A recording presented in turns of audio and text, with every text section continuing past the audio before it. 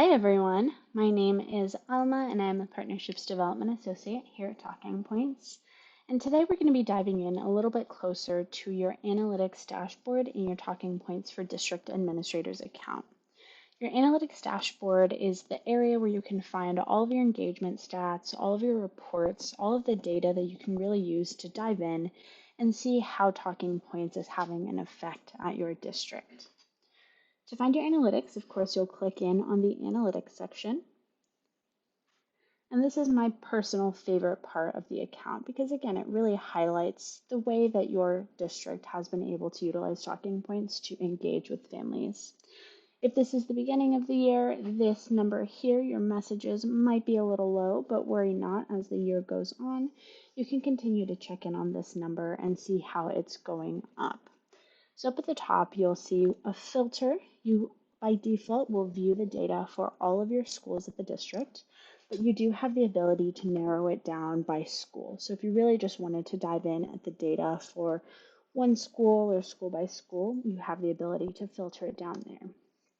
But again, at the top, you'll have all of your general totals, how many students are within Talking Points, how many family contacts you have for those students. Of course, you do have the ability to have more than one point of contact per student, which is why this number will likely be a little bit higher. You'll also be able to see how many teachers, admins, and last and definitely not least, messages you have for this school year. If you hover over the little question mark, you'll notice that there is a total number of messages, and this includes from teachers, staff, and families during the whole school year. So again, this number will creep up pretty high pretty quickly since it is taking into consideration every instance of every message. So if a school administrator sends a message to their entire school population of 1,000, this number will go up by 1,000. That message will not count as one, but it'll count as 1,000 since it's reaching 1,000 different family members or members in the Talking Points community. If you scroll down at the very top, you'll have some nice pie charts that show you different data about your district account. The first one is your contacts by language. It'll show you a breakdown, and if you hover over it, you'll be able to see not only percentage-wise, but also how many contacts within the account are receiving messages in each language. As you hopefully know by this point, Talking Points does support over 100 languages in our translation. So if your district has a lot of languages represented, you may have some additional pages here that you can scroll through to see these breakdowns, but your pie chart will by default include all of the languages accounted for. One thing to point out here as well is that whenever you see these little 3 lines within your account, that means that you have the ability to download either an image file or an Excel or CSV file in order to get that data. You can use it for reporting, you can use it for check-ins with staff, you can use it for whatever purposes you need it, but you do have the ability to download that so that again, you're really utilizing that data in order to check in on the progress and engagement here. This next chart is optional, and it is optional because it will really depend on if your district chooses to send us this data. This is a new piece of data that we're gathering. It is encouraged, but of course we understand that for some districts that might not be an important data point. So if you are syncing with us through Clever or ClassLink, you have the option to share with us the ELL status of your students.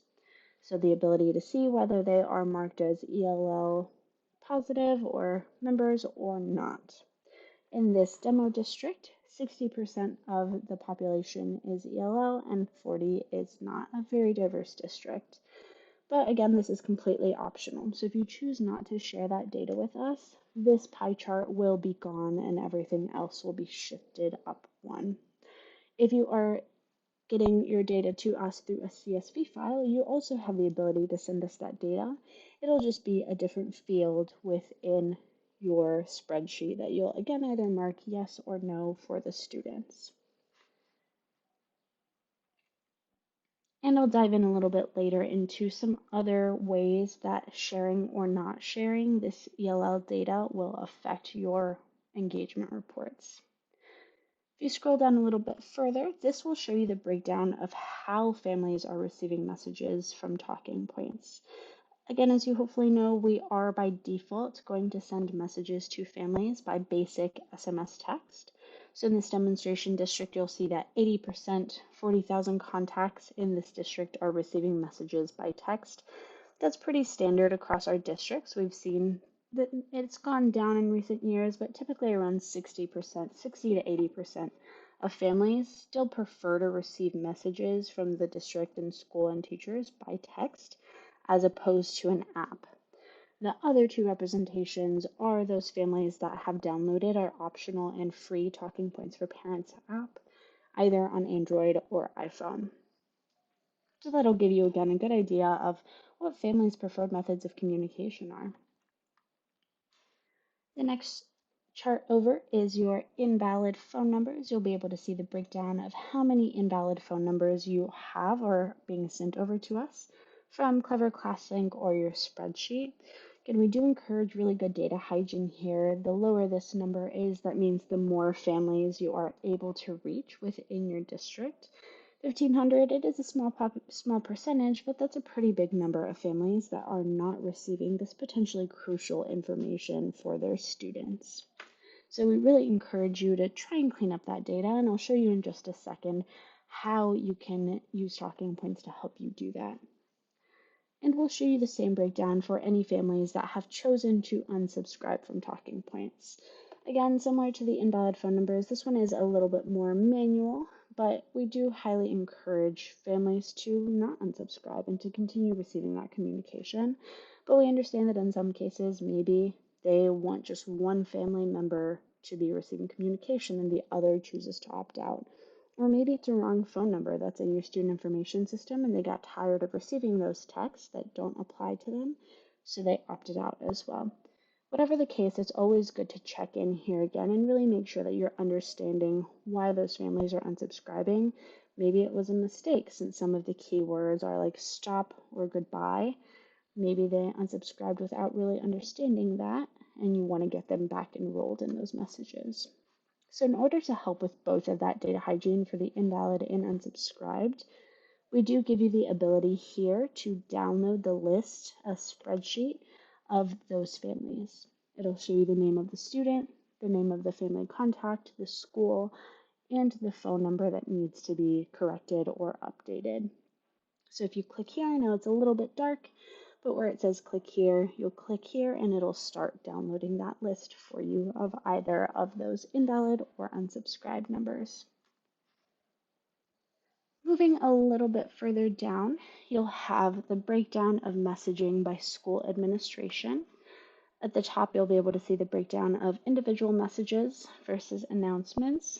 And then for the announcements, again, one announcement could potentially be reaching 2 families in a class, or it could potentially be reaching 1,000 families in an entire school. So the number next to that will let you know that for those 2,500 announcements that were sent, it actually reached 30,000 different families with those announcements. You'll also be able to change the date ranges for the chart, as well as change the frequency if you wanted to view it weekly or monthly for different date ranges there. Again, you have the ability to download that chart or Excel file, and you will notice this little checkbox up here. Again, this will show up if you have chosen to share your ELL data with us in your spreadsheet, Clever, or ClassLink. And when it's checked, you'll be able to see the breakdown of how many of those total messages were sent to ELL families. In this case, out of the 33 total messages sent from June 14th to June 20th, 22 of those went to families with an ELL status. And same for the announcement 16 to 8. This will really help you check in on the equity of the communication that's happening at the district, making sure that you're reaching those ELL families that maybe you haven't been able to be in contact with before. At the end of the day, it's up to you to set the standard of how much of that communication is really reaching them, but you do want to make sure that you're reaching them at all, that those families are getting communication that, again, maybe they were not able to receive before because of language or technology barriers. If you scroll slightly down, you'll be able to see the same type of data as above for your teachers, including being able to filter down for ELL families. And then the very last chart here is for the family messaging. It's the same style of chart, but you'll notice that for these, there's only one bar graph to start. That's because even if a family is a part of an announcement of an entire class or a school, when they respond, the message will only be one-on-one. So no other families, no one else other than the sender of the message will see those responses.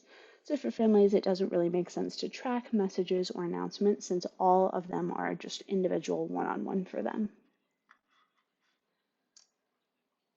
Moving over to the next page, you have your school engagement data. This will give you a breakdown school by school, again with the ability to shift for different date ranges and filter for ELL status. But this will show you school by school the total number of messages and announcements that have been sent at each given school. As you get up and running with Talking Points, you'll likely notice that some schools are taking off faster than others. Oftentimes, those are the schools with the higher non-English speaking populations. Sometimes those are the Title I schools. But whatever the case, this is a great place to really check in and see if there are any schools that one could be commended for really taking off and taking the initiative to communicate with their families. In this case, Gleichner School seems like they are doing really well and really taking off in their communication. But Jones School maybe hasn't taken as much of that communication, neither has Blinn School. So this is a great place to also check in on best practices. Maybe you can reach out to the administration and the staff at Gleichner School and ask them if they have any tips or what was helpful for them in getting started. Maybe the teachers at the schools that haven't been communicating as often just haven't gotten a chance to get trained. Maybe their PD session is next week as opposed to last week. Whatever the case is again a great place to really dive in on your data, see if the schools are meeting the standards for engagement that you as a district have agreed upon. And last but definitely not least is your family engagement data. This is the same structure as the previous page with the school engagement. It is school by school here, and same you'll be able to see how many messages the families have been responding back to the school. In this case, it normally correlates that the schools that have been sending the most messages have families that are engaging the highest amount as well. But that's sometimes not the case. Sometimes the families are really taking that initiative when the schools haven't been sending that much communication, or vice versa. Sometimes the schools are sending a ton of communication, but for whatever reason, the families are not responding. In often cases, families are used to one-way texting or one-way communication platforms, and they're not aware that with talking points, they actually do have the ability and are encouraged to reply back. So that's another thing to kind of remind them at any point, remind them that they do have the ability and should be responding back to their staff members whenever they reach communication, or even if families want to take that initiative and send questions or send thank yous or send little notes to their staff to show them how appreciated they are. And that is a deep look at your analytics dashboard for your district account. Hopefully that showed you all of the ways that you are able to use this data to really dive into talking points, dive into the impact that it's having, and the way that you're being able to reach families that maybe you haven't ever been able to reach before. Have a great rest of your day, and we hope that you'll enjoy this video.